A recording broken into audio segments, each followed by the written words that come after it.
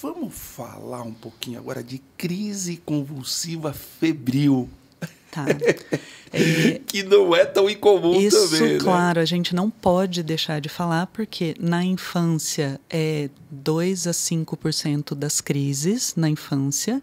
Então, é uma crise muito frequente e não define epilepsia, tá, gente? Crise febril é uma crise que acontece em crianças de 6 meses a 5 anos de idade em vigência de febre. Então, a criança tem uma infecção qualquer, ou uma gripe, ou uma infecção de urina, enfim, qualquer infecção, toda criança vive com febre na infância.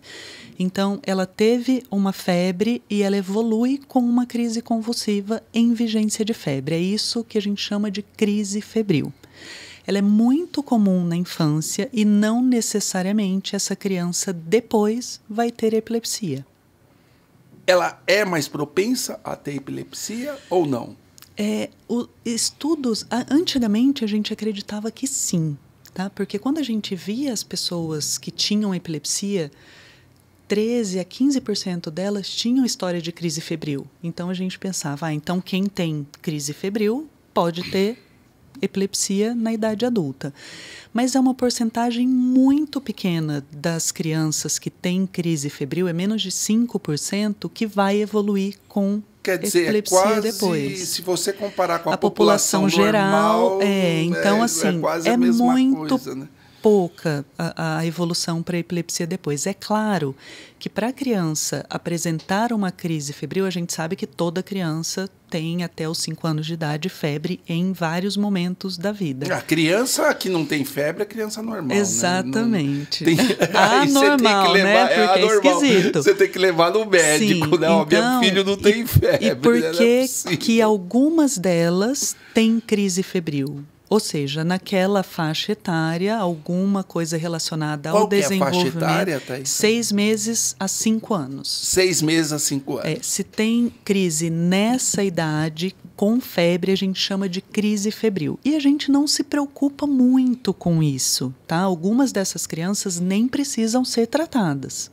Porque a gente sabe que depois de 5 anos, elas vão parar de ter crise quando elas tiverem febre. Nesse período trata? Pode tratar ou não. Se Isso tiver recorrência. Vai depender de alguns fatores. A crise febril a gente divide em crise febril simples, que são aquelas mais tranquilas que a gente não precisa tratar, e as crises febris complexas. Então, se ela durar menos de 15 minutos, se ela for generalizada ou se ela não recorrer em 24 horas, a gente não precisa tratar. Tá? Mas se acontecer de um lado só do corpo, ou se ela durar mais de 15 minutos, aí mostra também que essa alteração no cérebro ela pode ser um pouquinho além do que só a intolerância à febre. Exatamente. Então, aí a gente já preocupa um pouquinho mais, até pode investigar, porque nem toda criança com crise febril a gente precisa investigar. Por exemplo, uma das coisas que a gente precisa pensar quando uma criança tem febre e tem crise é a própria meningite que o Edson falou. Mas a gente vai precisar fazer o exame do líquor em todas as crianças? Não necessariamente, tá? Nas que têm abaixo de 1 ano e meio, a gente pesquisa em todos, faz o líquor para todos. Mas acima de 1 ano e meio, a gente já consegue ver clinicamente mais claro os sinais de meningite. Então, a gente tem rigidez de nuca, a criança vomita, a gente tem outros fatores que nos sugiram que essa criança pode estar com uma infecção no cérebro. Aí a gente investiga. Se não, se a criança está lá com uma gripezinha, teve uma febre, teve uma crise, voltou, melhorou e está pulando na cama, feliz da vida, essa criança não vai estar com meningite. E aí, nesses casos, a gente orienta a família que fica muito angustiada, né? Porque é uma criança pequena tendo uma crise convulsiva, mas a gente muitas vezes não precisa nem investigar e nem tratar, no caso.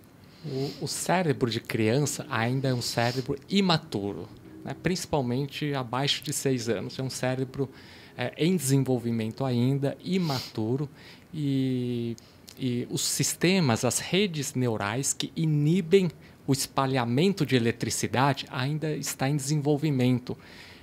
No cérebro existe o sistema que propaga a eletricidade e tem também um sistema de redes neurais que inibem a propagação de eletricidade.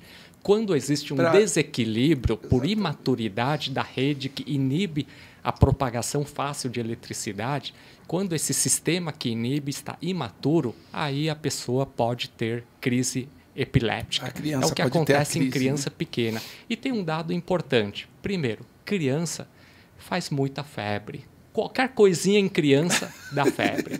Tá mal-humorada, tem febre. Esse é o primeiro ponto. Segundo ponto, nós adultos morremos de medo que a criança esteja passando frio. Então, nós fazemos charutos e charutos. Né? Verdade. Você faz a febre, né? Se ela não tem febre, você faz a febre. Dependendo dos pais, os pais provocam a febre na criança de tantos charutos que nós fazemos à criança. Né? Esse é o segundo ponto. Terceiro ponto, o crânio é um isolante térmico. Até que, na verdade, a única maneira de esfriar o cérebro é através do sangue. Única maneira de esfriar o cérebro é através do sangue. Por quê? Porque o crânio humano é um isolante térmico. Por isso que nós encontramos os esquimós lá no Polo Norte, né, com o corpo totalmente coberto, né, e a cabeça de fora, e o cérebro não congela. Né? Isso é verdade. Com óculos para o olho não congelar, mas o cérebro não congela, graças ao crânio, que é um isolante térmico e acústico. Por isso que a gente não ouve também o som da circulação cerebral. É um isolante térmico e acústico. Só que o que acontece? O cérebro ele esquenta com a produção própria de energia. Então, o próprio cérebro esquenta. Isso na fisiologia. Segunda coisa, quando o corpo está quente, o corpo leva sangue quente para o cérebro, esquentando mais ainda o cérebro. Em condições normais, o que acontece? Se a temperatura axilar for 36 graus e meio, por exemplo, a temperatura no esôfago, que é interno, mais interno, assim como a temperatura retal, é cerca de meio a 1 grau acima da temperatura axilar.